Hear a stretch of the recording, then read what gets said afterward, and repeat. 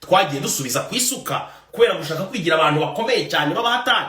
Nakubwira ko wa mbere tugitangira gukora kugeza amaginga yangaya abahanzi bose buriya twaravuganaga nubwo ngewe nazaga nkatwika nkagira gute, ariko bose twaravuganaga.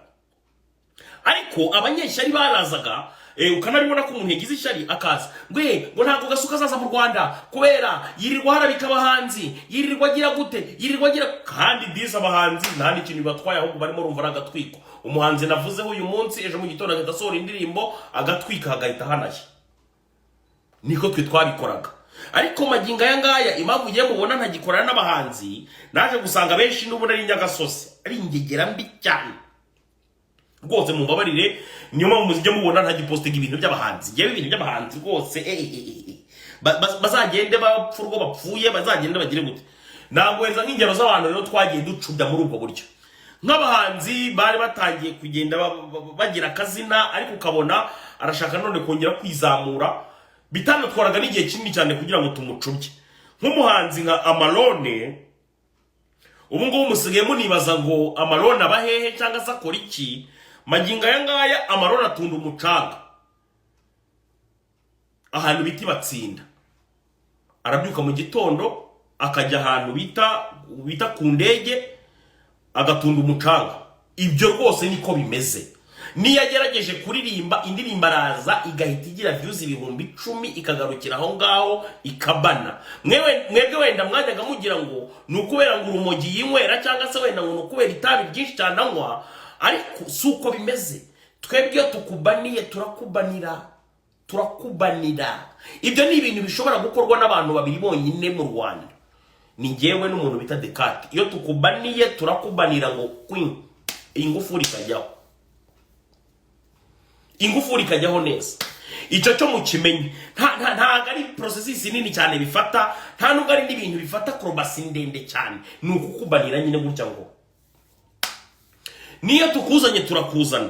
Ariko nanone iyo uzanye discipline nkeya turongera tukagira gutya ngo tugakanda ikamba tukafunga none ikamba. Nikambahereza urundi rugero. Ngewe nizaniye umwana mbona afite ubuhanga n'ubushobozi ntashobora kubasha kumanaginga. Muzanabibaza umuntu bita Dekati, muzabibaza abantu bita Bashizo, muzabaza abantu bita bande nabande. Nabe ninge muntu wa mbere waberetse umuntu bita Yampano. Barambwiye bati bangira inama, Dekati ngiye inama, arambwira ati uyu mwana afite impano utabasha kumanaginga bitewe nuko muri no minsi wenda utari muri situation nziza y'ibijyanye n'ifaranga. Gerageza uyu mwana umushakira undi muntu. Uriya mwana n'umukene, ni umutindi, nta kintu yari yifitiye. Ntago nari kuvuga wenda ngo namwaka amafaranga kugira ngo wenda mushyire muri management runaka. Naramubwiye nti ngewe ngiye gushakira management. Ni nako byagenze. Mushakira umukire, mbamwita James, atuye muri Leta Zunze Ubumwe za Amerika. Ndamumuhereza ndamubwira ndi James, icara ahangaha mukorane n'uyu mwana. Yampano maginga yangaya yaratangiye kuba umuhanzi urimo uragenda azamuka. Hari akadiscipline gake yongeye gushaka kubura mu minsi mike akimara gukora irandirimbo yararirimbye bahita yaririmbye ejo bundi. Indirimbo ya Yampano yaririmbye ejo bundi, indirimbo nziza cyane bahita gukira ndi kwikubita. Indirimbo bita ndi kwikubita. Hari akadiscipline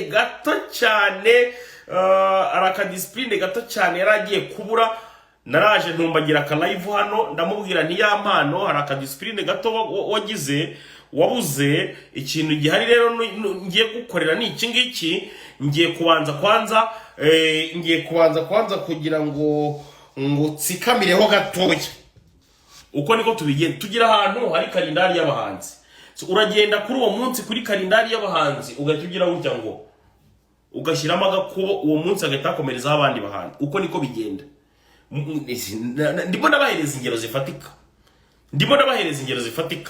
Hari ikindi kintu mutajya kumenya buri mu bantu bashobora kuba barahaye umugisha uriya muhungu ngo ni uriya muhungu waririmbye mu nda bamwita ni Kevin Kade ndumwe mu bantu bamuhaye umugisha. Ngira ngo murabizi nige muntu wa mbere na mbere ukwisi wamukoreye agaprank kabaye kaba virus kaba hano hose. Abafunguye amarembo aratwika n'ibiki byose. Ejo bundi yashatse gukora agakosa gato nawe hari utuntu yaganiriye tutari twiza.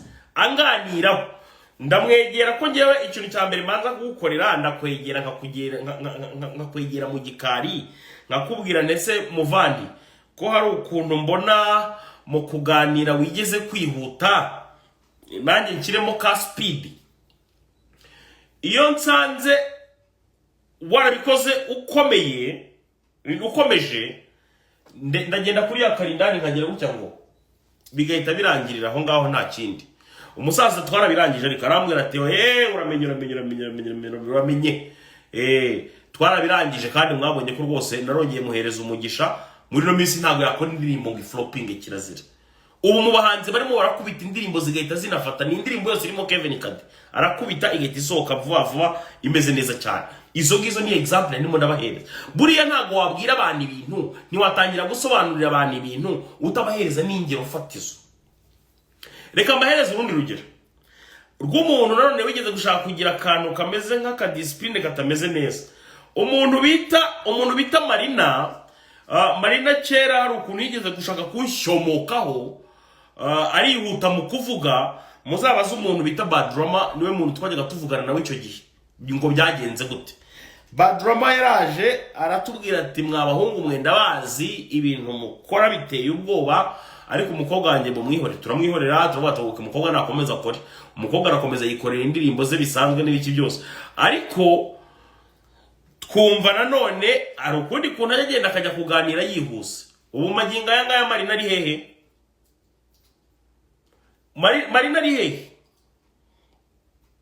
ko mutavuga magingo aya Marina ari hehe mwicare mutuze ntabwo mwe mubizi mudakurikirana n'abantu baranga mu dukomenti bari mu fake account badashobora no kuza mu account yabo bandika bavuga ubusa n'ibiki byose reka wenda ibyo ngibyo tubyihorera ako kari agaciyemo kugira ngo tugende tujya muri mood na comment zibe nyinshi so icyo nashaka kubabwira ni iki ngiki showbiz nyarwanda isigaye yarabaye nka maternelle ni ukuvuga ngo showbiz yacu isigaye yarabaye nka maternelle neza niba muzi mu binyoni ubu ngubu rwose showbiz yacu yamaze kuba nko mu binyoni harabyuka umuntu mu gitondo akaba afite agatelefone ka Google Pixel cyangwa se agatekino uwo nawe ngo yafunguye channel ngo yise Ifumbire TV undi nawe akabyuka mu gitondo agahita yita ngo Umusarane TV undi nawe akabyuka mu gitondo nawe akavuga ngo Amase TV ugasanga noneho abantu bagiye kujya kuvuga ibintu bimeze nk'ubugoryi ibintu bimeze nk'ubucucu ibintu bimeze nk'uburimarima ngewe nabarekeye bino bintu nabarekeye bino bintu ndavuga nti rwose mwoka byaramwe ibi bintu byanyu byo kuvuga mu bahanzi byo kuvuga ku bantu bo muri showbiz ndanabihunze narigendeye ngira ngo mwarabibonye narigendeye naribyiviriyemo ndigendera ndavuga naho kugira ngo ngewe nzajye nirirwa mvuga ku bantu b'inzenzererezi n'ingegera zo muri showbiz reka ngewe nigendere nje kwihanganira n'ibigarasha maze kugenda ngaho najya mvuga ibintu ngo Kasuku ngo uzagaruke muri showbiz ngo twarakubuze ngo twagize gute ngarutse muri showbiz nsanze no mwana azanye ngo bamutesi mwamaze kuzanamo ngo banuza ngo ba Pastor Claude ngaho ngo mwamaze kuzanamo ngo abantu ngo birukanka cyane mu magare ngaho ngo mwamaze kuzanamo ngo abantu ngo uyu muntu ngo yasambanyijwe n'imbeba ngaho ngo mwamaze ibyo nibyo bintu ngiye mushaka kunzanamo ngo gahambamo jewe garuke mu bintu nk'ibyo bimeze gutyo